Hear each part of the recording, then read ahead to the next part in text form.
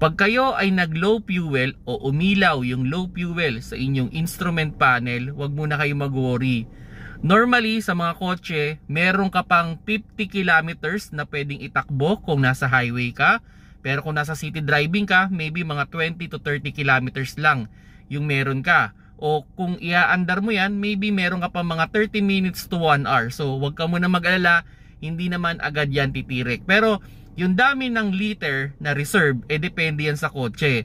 Normally, sa mga maliliit na kotse, mga gasolina, maybe mga 3 to 5 liters pa yung reserve mo. Pero sa mas malalaking mga sasakyan, yung iba umaabot na mga 10 liters yung reserve nila. So yun, kung sakali man wag mo na mag-worry, aabot ka naman. Basta magpagas ka lang pag nakita mo na merong low fuel sa iyong instrument panel.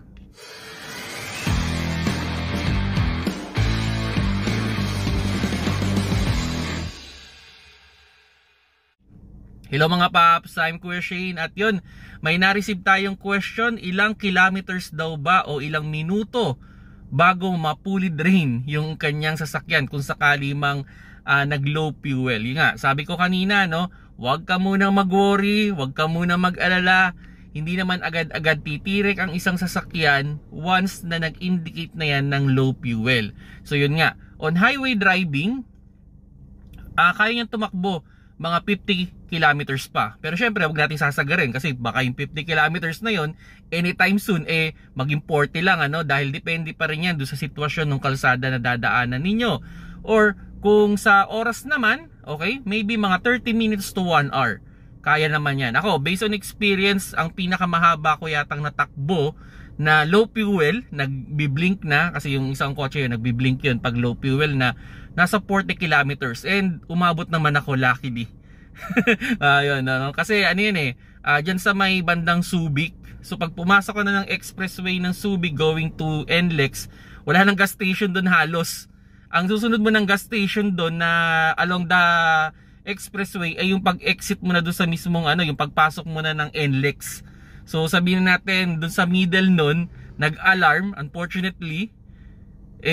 Umabot pa naman. Pero syempre may mga konting kaba, okay, na baka maubusan ka. Syempre titirik ang sasakyan pag naubusan ka ng fuel. So not good practice yun mga paps Pero ang ine-expect ko kasi nun, aabot pa. Pero yun nga, unfortunately hindi siya umabot. At yung pagdating ko dun sa kalahatian nung highway, sabihin natin mga 40 kilometers pa ako from the nearest gas station na along the expressway din is nasa 40 kilometers pa.